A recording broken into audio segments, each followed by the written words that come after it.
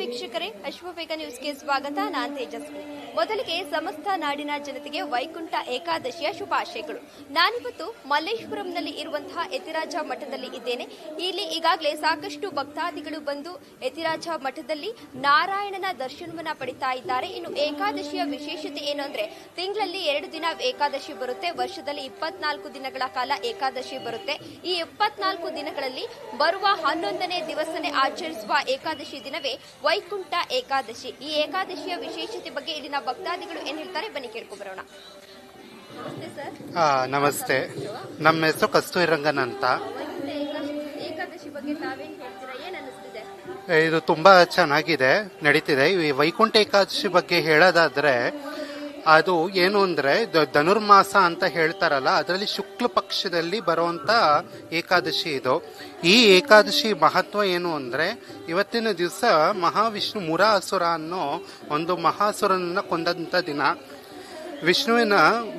Vishnu Murasura unknown ಜೊತೆ ಯುದ್ಧ ಮಾಡ್ತಿರ್ತಾನೆ.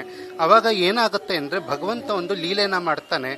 ಅವನು ಯೋಗ ನಿದ್ರೆಗೆ ಬದ್ರಿಕಾಶ್ರಮಕ್ಕೆ ಹೋಗಿ ಮಾಡ್ತಾನೆ. ಇದನ್ನ ತಿಳಿದಂತ ಮುರಾಸುರ ನಾರಾಯಣ ಮಲಗಿರಬೇಕಾದ್ರೆ ಕೊಂದ್ಬಿಡ್ಬೇಕು ಅಂತ ದುಷ್ಟ ಬುದ್ಧಿಯಿಂದ ಅಲ್ಲಿಗೆ ಹೋಗ್ತಾನೆ.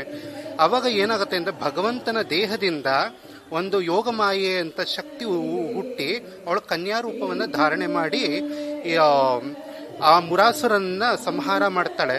ಅವಾಗ ಎಚ್ಚರಗೊಂಡಂತ ನಾರಾಯಣ ಏನಂತ ಹೇಳ್ತಾನೆ ಅಂದ್ರೆ, ಯಾರು ಈ ಮಹಾಸುರನ ಕೊಂದವರು ಅಂತ ಅವನೇನೆ ಆಶ್ಚರ್ಯ ಪಡೋ ತರ ಲೀಲೆ ಮಾಡ್ತಾನೆ. ಅವಾಗ ಕೇಳಿದಾಗ ಏಕಾದಶಿ ಬಂದು ನಾನೇ ಕೊಂದಿದ್ದು ಅಂತ ಹೇಳ್ತಾಳೆ. ಅದಕ್ಕೋಸ್ಕರ ಇದಕ್ಕೆ ನೀನು ದೇವ ಶತ್ರು ಆದಂತ ಮುರಾಸುರನ್ನ ಕೊಂದಿದ್ಯಾ, ಅದಕ್ಕೋಸ್ಕರ ನಾನು ನಿಂಗೆ ಒಂದು ವರ ಕೊಡ್ತೀನಿ ಅಂತ ನಾರಾಯಣ ಏಕಾದಶಿ ದೇವಿಗೆ ಹೇಳಿದಾಗ, ಆ ಏಕಾದಶಿ ದೇವಿ ಏನಂತ ಹೇಳ್ತಾಳೆ ಅಂದ್ರೆ, ನಿನ್ನ ಭಕ್ತರು 11ನೇ ದಿವಸ ಈ ಶುಕ್ಲ ಪಕ್ಷದಲ್ಲಾಗಿರ್ಬೋದು ಅಥವಾ ಕೃಷ್ಣ ಪಕ್ಷದಲ್ಲಾಗಿರ್ಬೋದು, ಯಾರು ನಿನ್ನನ್ನ ಭಜಿಸಿ ಈ ಏಕಾದಶಿ ವ್ರತವನ್ನ ಮಾಡ್ತಾರೋ ಅವ್ರಿಗೆ ನೀನು ಮೋಕ್ಷ ಕೊಡು ಅಂತ ದೇವಿ ಕೇಳ್ಕೊತಾಳೆ, ಏಕಾದಶಿ ದೇವಿ.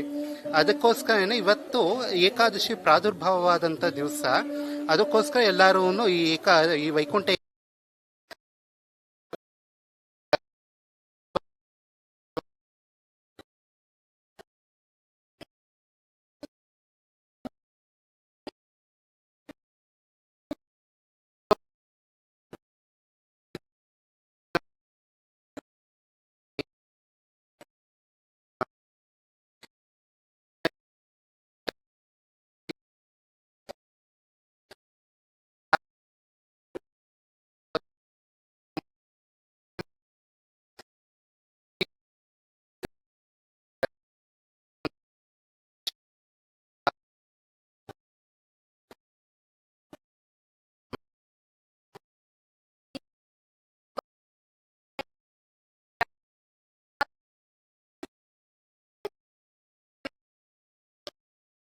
ಇದ್ರ ವಿಶೇಷತೆ ಏನು ಅಂತ ಅಂದ್ರೆ, ಬೆಳಗ್ಗೆಯಿಂದನೂ ಕೂಡ ಉಪವಾಸ ಇದ್ದು ನಾರಾಯಣನ ದರ್ಶನವನ್ನ ಮಾಡಿದ್ರೆ ಸ್ವರ್ಗ ಪ್ರಾಪ್ತಿಯಾಗುತ್ತೆ ಅನ್ನೋ ಕೂಡ ನಂಬಿಕೆ ಕೂಡ ಇದೆ. ಆದ್ರಿಂದ